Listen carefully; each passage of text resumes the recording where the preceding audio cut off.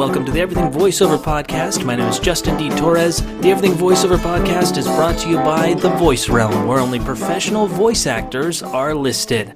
So Everything Voiceover has been going through a couple of changes lately, and we've been trying to figure out a fun way to do multiple podcasts in a row and to connect them, and to try and figure out a fun way to get like a piece-by-piece, almost class for all you listeners out there. Thank you so much for listening. It's been great. We're getting a lot of great reviews and a lot of listens, so I really appreciate everyone who's listening out there. But for this next podcast, we're going to do a 4-part series that I'm going to call Forging Your Path Into Voiceover. Now, each bit of the each podcast will be like concerning a different type of thing, like questions you need to ask yourself if you're starting out, the different types of voiceover actor, and like places you need to go and where you should spend your money or invest your money, and where you should invest your time or or how patient you should be with yourself. So I'm trying to figure out a good template so that people can not. Newer actors who try and get into voiceover, they all often feel like overwhelmed. And admittedly, I felt overwhelmed when I first started in voiceover because you don't know, am I going to do this? Am I going to get a voiceover studio? Do I need a voiceover studio? Do I want to do pay-to-play sites? Do I want to be working from home? Do I want to do in-studio stuff? And what ends up happening is you start trying to do all of them at the same time and you end up not getting very far. So what this Forging Your Path into Voiceover is trying to do is I'm going to try and make you ask yourself a certain amount of questions and see where you should be spending your time and money. And ideally, we all want to be everything. So we all want to be in an in-studio voiceover. We all want to work with the commercials, and we also all want to run our own business and stuff like that. But I think that focus helps. So for this Forging Your Path into Voiceover podcast 4-part series, we're going to try and help you figure out what questions you should ask yourself and where you're going to be spending your money if you want to get into voiceover, because a lot of times you're just throwing money at the wall. And a lot of people, voiceover actors and agents, are willing to take your money regardless. So hopefully this will give you a couple of clues and hopefully get you around those landmines out there, and hopefully get you going in the right direction. But first you got to really analyze who you are and what you want, and hopefully this does that for you. But first, let's get into the nitty-gritty of what the types of voice actor are. Now, this is just a generalization, and I've figured out that there are 3 types of voiceover actor. There's a home studio voiceover actor, the in-studio voiceover actor, and then there's the hybrid of both. Now, ideally, most the best ones do both, and even I do both as well. But when you're first starting out, you want to try and focus in on one or the other. So let's look at each individual one. The home studio voice actor has to create their own home studio, obviously. They have to get a mic, they have to get all these bits of equipment, they have to learn how to edit. They have to usually find their work through either a combination of marketing themselves, or maybe going or maybe going up to agents or pay-to-play sites, which are huge around here, and or Craigslist, or Fiverr, or whatever type of combination. So the home studio voiceover actor is also kind of a home business owner and a hustler. So that's the home studio voiceover actor. Now there's the in-studio voiceover actor. Now they specialize in voiceover only. They are trained in voiceover. You don't have to. Believe me, there are a bunch of voice actors who have been doing radio as well, or they just are doing voiceover for commercials and whatnot, that have never edited a single piece of audio. They don't have a studio, they don't have a microphone at home.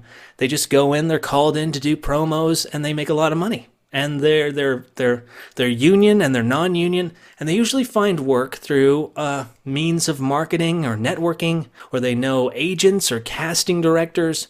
So it's a lot of it's a lot of like pounding the pavement in different ways. A home studio voiceover actor may be marketing by email, or they might be marketing by sending out their demo, or they might be marketing by reaching out on websites and whatnot. An in-studio voiceover actor may be going to like conventions, or they may be going to classes, and they may be meeting agents, or they may be maybe they know someone who's an agent, or they have an agent already that's not in voiceover, and they want to meet someone who's in voiceover. So it's a very different type of pounding the pavement, and they're both very good, and they both are skills. They are both huge skills, and it's one thing to do both of them is very hard. The hybrid of both, admittedly, you are maximizing your profit by being able to do both in-studio and home studio work. You're doing both, but these are different skill sets. Each skill set takes time, money, effort, and focus.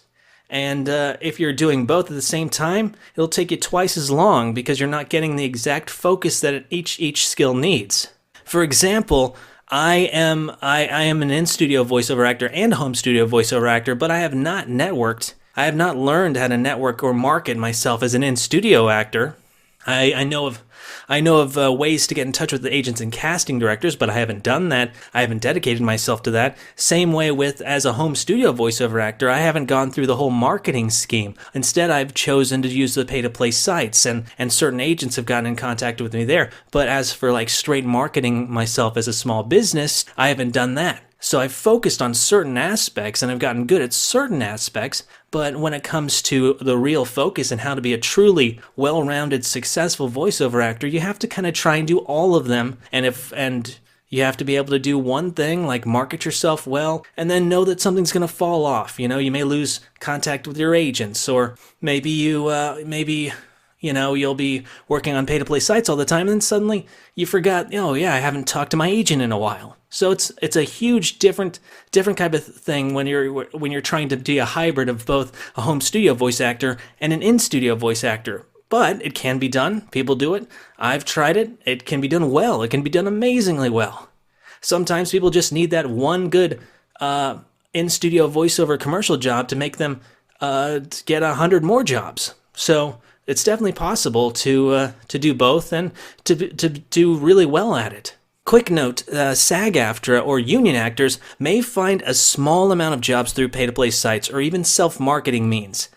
Businesses who use union talent primarily cast through casting directors or production studios and agents or maybe advertising agencies. So if you're a union actor or a SAG-AFTRA actor and you've already done a couple of jobs here and there, a home studio VO may or may not work for you. It is not uncommon to see voiceover actors who are very successful have a voiceover studio. I mean, that's totally fine. They usually reinvest in themselves after they've made a certain amount of money to be able to be like, I want to do this from home, so I'll do this. And that's totally fine, but that usually happens after the success.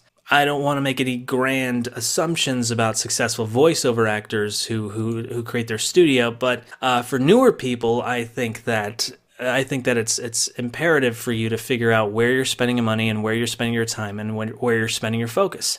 Now let's go into, now that we've got the three versions of the voiceover actor, the home studio actor, the in-studio actor, and the hybrid, let's look at step 1 on your path. Now, there are skills that all three of these voiceover actor categories need as the foundation, regardless of being in studio or home studio. These are skills that every single one of these voiceover actors in the world who are successful has invested in at one time or another. The number one thing is voice acting classes. Now, these are not acting classes, though acting classes definitely help. It's not uncommon to see someone who's taken acting classes to do well in voiceover. However, voice acting classes are specific in that they're trying to get you better at the act of auditioning, not so much just reading VO. Auditioning is what you're going to be doing. If you audition for something and you get the job, you're gonna be working with a director who's gonna help you out. You should be getting into a class, a voice acting class, that will have you looking at voiceover scripts. That is huge. If you are looking at theater scripts or if you're looking at film scripts, you are not doing yourself any favors. The teacher should be either a casting director, an agent, or someone with connections in the industry. That's not to say that actors can't teach voiceover. Here I am, I'm an actor, and I'm teaching you about voiceover, but I'm not teaching you voiceover. If they don't, then they should be priced accordingly. If you are looking at an actor teaching you how to do voiceover who is not introducing you to an agent to try and get you more money, then they should be priced much less than a person who's a casting director, because there has to be an end to that rainbow. There has to be some kind of incentive to take a coaching class with someone.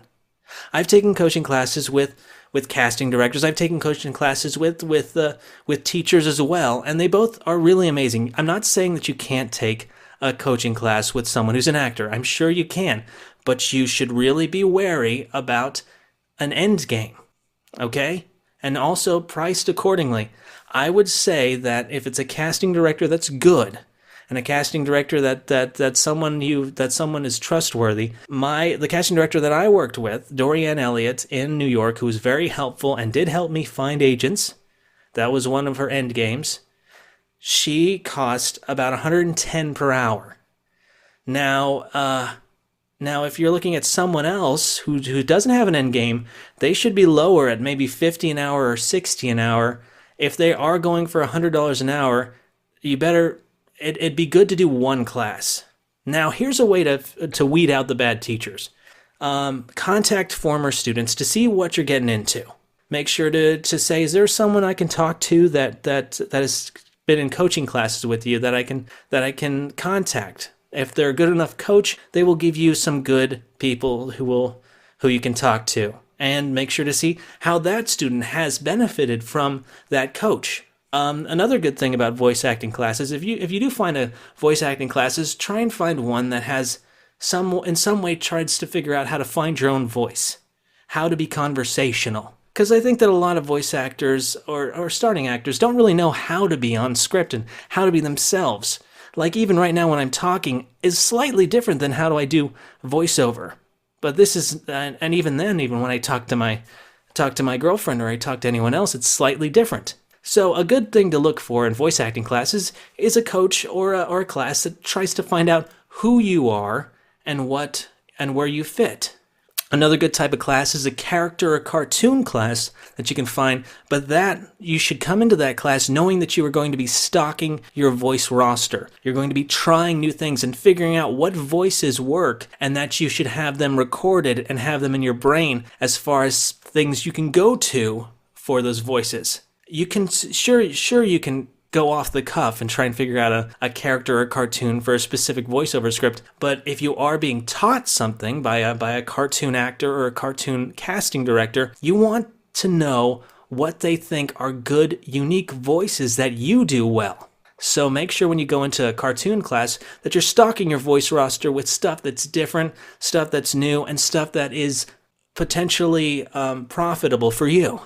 Another good voice acting class to look for is for skills, like promo. Promo is a very different way of speaking than e-learning, and both are very, very profitable. So if a voice acting class is specific enough to say, we're going to teach you how to do promos, or it's specific enough to be like, we're going to teach you how to deal with e-learning, or to teach you how to deal with audiobooks, then if that's something you're interested in, those skills are definitely worth looking into.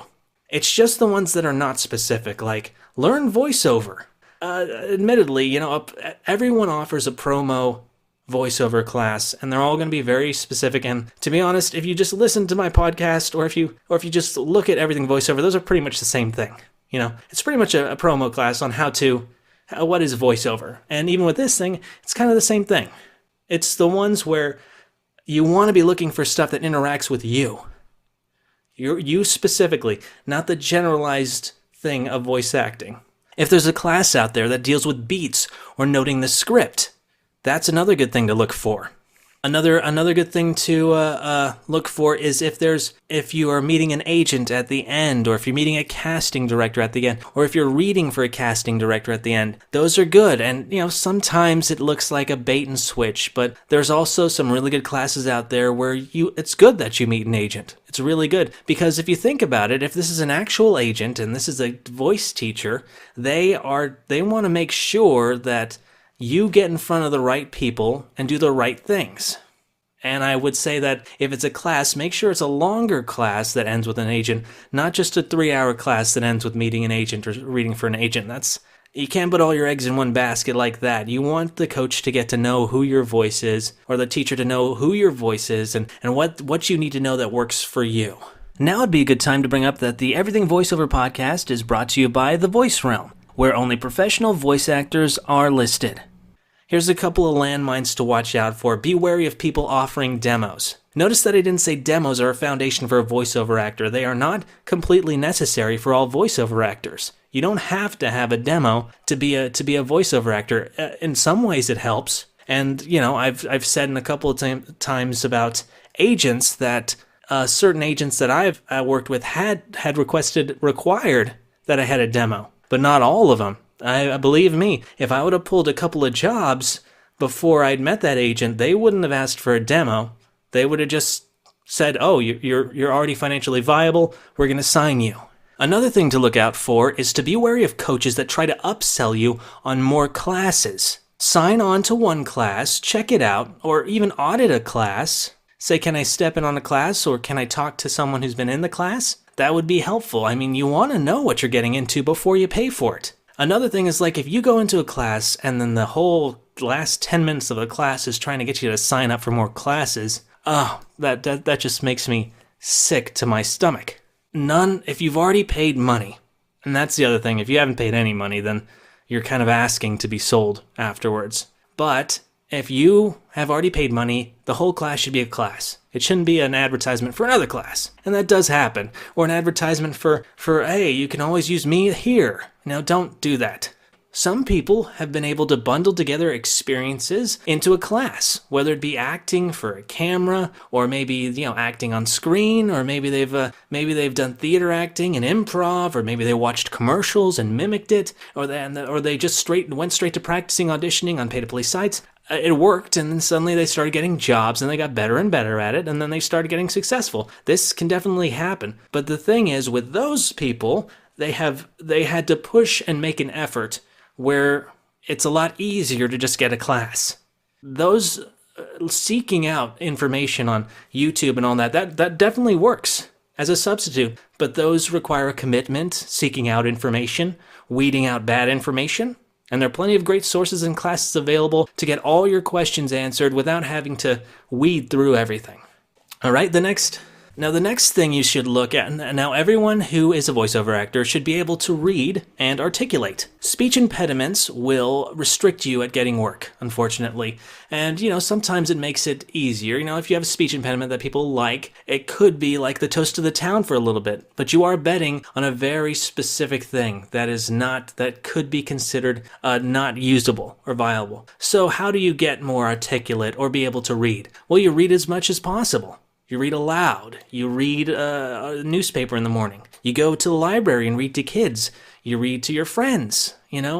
Reading is what you're going to be doing if you are a voiceover actor, so you should be accustomed to reading out loud easily. Another thing that every voiceover actor has a concept of is knowing their strengths and limitations. For example, if you have an accent, and it is your accent, and this is how you talk, or English as a second language, this decreases your ability to audition for all kinds of jobs. However, your accent will also give you a subset of specificity that'll put you in a smaller pool for other jobs.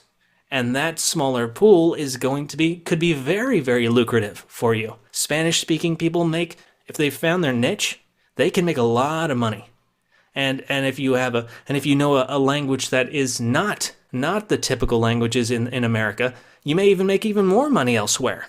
Foreign language can be a gold mine, but you are playing an entirely different game. You need to find the right people and the right businesses that work with you, and you need to figure out where you fit. And that brings us into the last one that all voice actors have as a foundation, is that they're always trying to figure out who they are and what they are as a voiceover actor. Now, classes, just the same as the skills that you need, every voice actor needs, will help you find this. You take an audiobook class. Are you an audiobook guy? Maybe this works. Maybe your teacher's like, "Oh, you should do audiobooks. I'm gonna set you up with an agent. You should email this person as soon as possible." Or if you're a commercial guy, maybe you did an online coaching class and this guy's like, "Oh, I'm going to send your name to this guy. He does commercials a lot. I think you'd work there." Or are you a cartoon guy? Or suddenly you were doing a pay-to-play site and you got a cartoon job and the guy's like, oh, I'm going to use you for a bunch of stuff, you know? You need to figure out where you fit and how you work and what voices work for you. Because, you know, you can have a bunch of voices in your head, but knowing which ones are lucrative will help. And that's just a part of knowing who you are and what you are as a voice actor. Some people have just used the same voice forever, and that would work, you know? And if you've found a particularly lucrative voice of, like, maybe when I put it in my lower register, I make a lot more money with the e-learning things. It's like, or if I put in my higher register, suddenly I'm doing a lot of promos for Nickelodeon, you know? Figure out what works and figure out what's lucrative, and that's what all voice actors do. Is they've taken some sort of voice acting classes. They've dealt with how to read, and they're articulate. They've known their strengths, and they're figuring out what their strengths and weaknesses are, and they're figuring out who they are and what works as a voice actor. So that'll be the foundation. That's the bottom of the pyramid of all voice actors. Is this whole mesh of classes. Figuring out what works, figuring out what doesn't, not figuring out who they are, trying things, trying new voices, trying different voices, trying sets of different sounds, and then seeing what works and remembering what works. These 4 things, voiceover classes, being able to read and articulate, knowing your strengths or weaknesses, and knowing who you are as a voiceover actor, these are known by all voice actors, all great voice actors. If you look at someone like Don LaFontaine, he had already known who he was. And whether it was classes or being able to read or just knowing what he was, in turn he became successful. And that was always constantly figuring out what works, what doesn't. And that could be for any kind of a career, figuring out what works and what doesn't. For most of the time, we're all going to be just kind of coasting by figuring out what works. And that's fine, but you have to have some kind of focus and be like, okay, this didn't work. I'm not going to do that voice anymore. Maybe I'll try the audition this way, and if it works, you have to note it, and you have to figure out what's working and what doesn't. And letting go of what doesn't work is hard. Some people can fake an accent so well that they can make money off of it. I have a Spanish accent that I've made a lot of money off of, and it's entirely fake. And then some people have been like, well, I've never used my pirate accent. And they have to be like, oh, it's a really good accent. Sometimes they're going to have to grasp that, you know, maybe I shouldn't use that accent if it hasn't made any money for me. It's not a viable accent. It doesn't say it's not good, just saying that's not viable. Okay, so we figured out the step 1. These are the basis. Get out there, get your classes, take notes, what works, what doesn't, put yourself out there and start looking for what works for you. And that's going to be through classes and teachers and contacting students and looking at agents and all that stuff. So it's a big chunk of your voiceover life will be learning and figuring out what works for you. Next week, we're going to go into 4 questions you need to ask yourself to figure out which route is good for you. The home studio voiceover route or the in-studio voiceover route. Okay? So we'll see you next week with the next episode of Forging Your Path Into Voiceover. Once again, this is Justin D. Torres. This has been the Everything Voiceover Podcast. The Everything Voiceover Podcast is brought to you by The Voice Realm, where only professional voice actors are listed. Thank you guys for listening. Be sure to tune in next week for part 2 of the 4-part series, Forging Your Path Into Voiceover. Have a great day.